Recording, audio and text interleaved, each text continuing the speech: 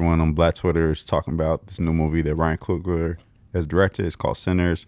Michael B. Jordan is the lead. They also have a whole bunch of actors you may or may not be familiar with. Rob, you see the movie? I did. Just one time? Well, just one. I will watch it again. I think I have plans to watch it again. And I will just say this. Spoiler alert. If you haven't seen it, this is your time to freeze it. I will definitely have chapters in this episode so you can just skip some of this. But we're going to be talking about it full throttle. Sorry. Mm-hmm. Man, it was a damn good movie. Yeah, I agree too. And I feel like the only people I've ever seen really have an issue with it, they were going into it expecting a traditional horror film with just a whole bunch of gory shit. Yes. I wouldn't say it's like Get Out in the sense that they're just endless breadcrumbs, or like it's a psychological thriller, but there's a deeper plot here and a lot of symbolism and messaging as well.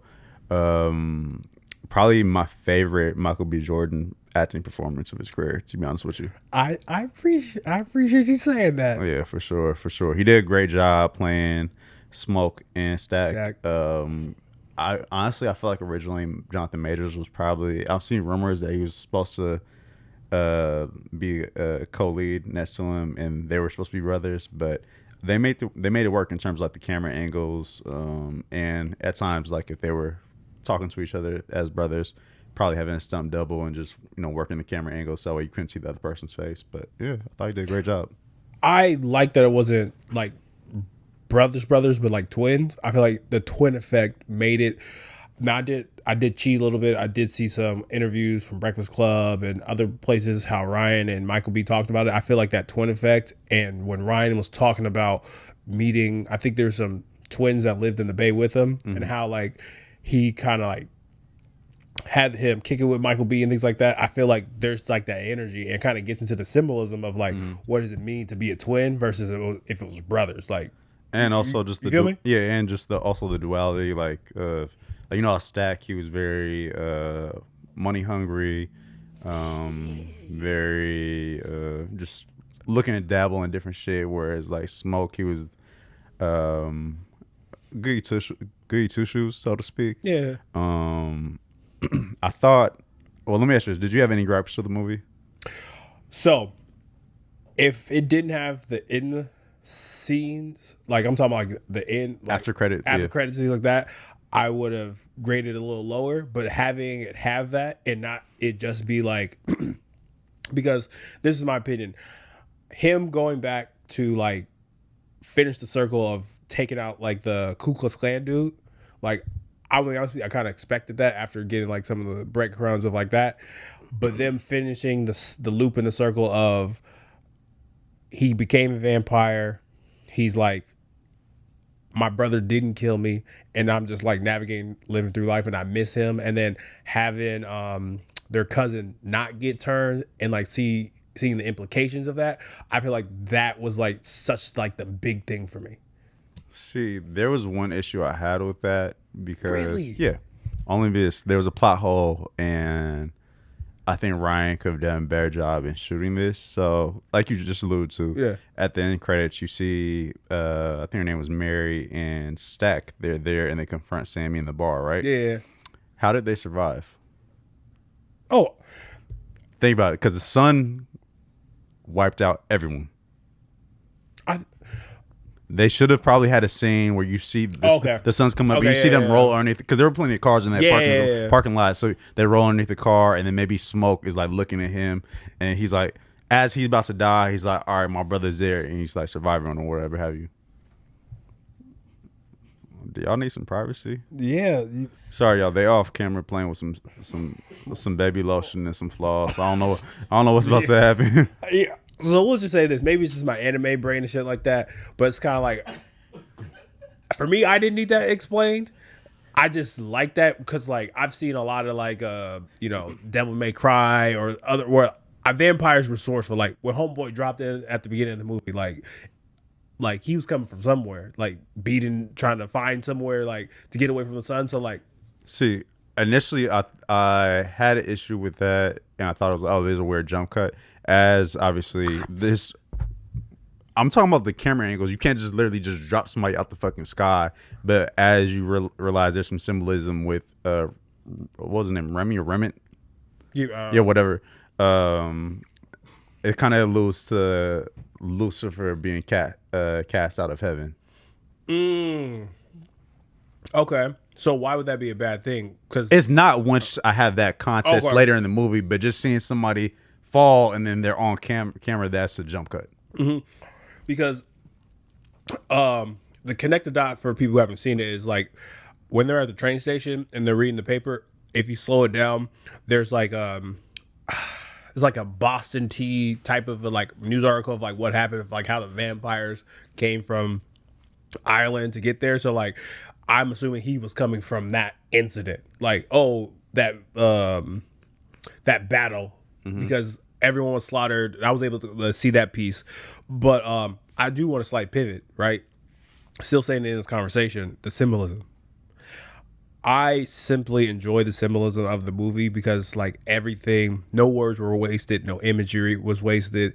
And I feel like when you have like an original film and you're really doing it off the muscle, like I'm like supremely proud of like what that symbolizes, like for like just our culture and like how many like stories like we can tell without the rinse and repeats of like other slave films and other black trauma films. Exactly. And if you go back, if you ever watch, if you get a chance to watch the movie again, I just in my head counted out, but I was peeping certain stuff throughout it. Kind of a play on how religion, God is referenced, and hell. If you go through the entire movie, each of the 10 commandments are broken by certain people within their own sins, more or less. Like for example, like the woman who sleeps with Sammy, adultery is one of them. Sammy doesn't honor his father. It's just like different things. Yeah. Thou shalt not covet thy neighbor's wife. Yeah. Thou shalt not steal.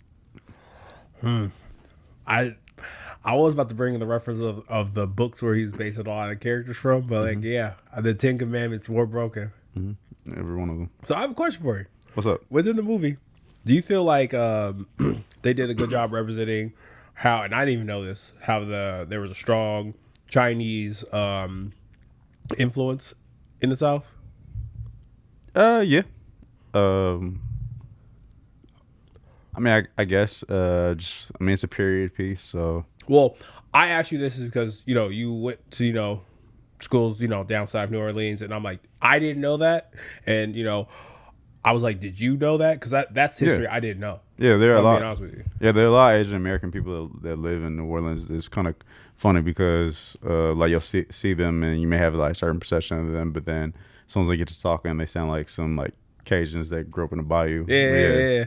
So, my leading question is she wrong for letting those niggas in? Absolutely. That was the craziest crash out I've seen in quite some time. Honestly, I might have put a bullet through her head. Like the minute they had to like talk her off the ledge, I know she was like, "Bro, she's gonna crash out." But your daughter, they're gonna kill her regardless if they have it on their mind too. So what is letting the man gonna do at this point? You're stopping what? He could literally, you could literally give him access to come in, and while 90% of them go in, they could still send somebody to go get your daughter. Well, that's how Michael B. Jordan got out of there. Well, his twin. Plot hole. But I've been saying, I don't think that's wrong though. Like as a parent, like she was brought to the brink. But you still have to use logic as well. Well, it worked out for him. No, it didn't. Little Annie. 90% of them still died. Annie is alive. I guess. Like, what the fuck? I don't think that was wrong. If I'm being honest with you, like as a parent, like I get it. Like she was pushed to the brink, and also, sorry, not to cut your knowledge. Another like little breadcrumb. Oh, okay. So Remit, the Irishman, right, who was like the lead vampire, and kind of allude to him being the devil at times, right? What was Lucifer the angel of? Love? No, music. Oh, I didn't. And what was he? Bro, they was playing that shit. Yeah, but that's why he was so talented at singing. So do you believe Like, do you believe music has that type of power? I think it can. Like any like form of media or any medium where you're, disseminating information, if it's done from a corrupt space, can corrupt people. Yeah, I don't play with ghosts. Like that Ouija board stuff. I believe that you could really open. But I mean, even these mics though we're using right now, like if we're spewing a whole bunch of hate language and we build up an audience around that, that can Fresh and fit. wow, yeah, but yeah. Okay, so my last bit with Sinners that I at least want to bring up is when it comes to actually that's a lie. I do want to bring up Michael B's performance because that's one thing I have to. I feel like I don't want to say it's gonna be like an Oscar worthy performance, but I really feel that he's really grown in my opinion, and I feel like when we did our top 10 actors, I think he needs a little bit more respect. No, but we're working in the right direction now. Okay, so what would he need to do next? Because that's like my fault. A whole career's worth of good to great performances. Okay, so what would he need to do next? I don't know. If another fucking film, it could be a drama film. It could be. What do you mean? Like, do you want me to map out the exact film? Like, no, because y'all. I'm not saying. That's what I'm saying. Like, what the fuck? Like, okay, well, one, y'all ain't giving the credit. He just acted his ass. What fuck? I literally opened this saying this was the best fucking acting performance I've ever seen him do. Broke this. All right, I broke this. You fucking with the mics again? My bad. Just keep. We keep going. Okay. No, keep going. Yeah. But yeah. Well, you said that. Like he just needs to continue to build up his filmography with performances like this. So my last two things that we can move on to the next thing is one, because this is a Ryan Coogler original. Do you think this is going to open up a new wavelength? No. Damn. All right, I'll move on to the next. Now, I'll say this. He can get this shit off because he's built up a big enough catalog and cachet with his name for people to support him. Also, him and Michael B. Jordan, they just have a certain chemistry that I think people gravitate towards. Yeah. Joe Schmo just trying to greenlight their own film. Joe probably doesn't have enough money to back it financially. And most production studios these days, if it's not something Marvel or reboot or something like that, or fucking Madea Goes to Space, like I've alluded to, you're not getting funding. So a t-shirt. It just is what it is, unfortunately. All right. Well, the last thing I want to ask you, Lisa, on this is, what was your most recognizable or impactful scene for you in Sinners?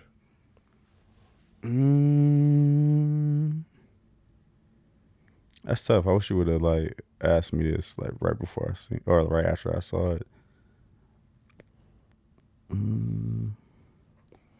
I would say probably the one that sticks out the most to me is the film work Ryan did as Sammy was playing the blues, and he's going through the crowd and taking the POV first person POV shots, examining how everybody's reaction to the music, and then you see different generations of black musicians, just going with the rhythm of everything. You see, rock stars, hip hop artists, soul singers in the 70s and 80s. It was just kind of crazy.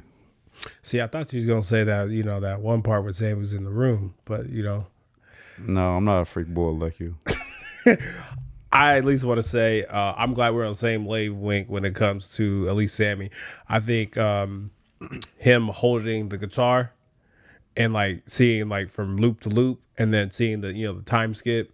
I feel like to me that just symbolized a lot of trauma, a lot of following your own path, and that to me just stuck out the most to me, and I just really appreciate that because he could have taken the safe route. The safe route was to be a preacher's son, but also he continued the music, and then at the end of even still at the end of his life, he could have been tempted again.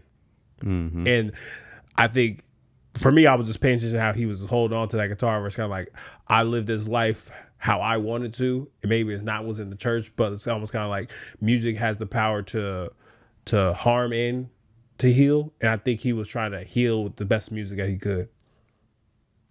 Yeah, for sure. Speaking about harming and healing, Huh? Rob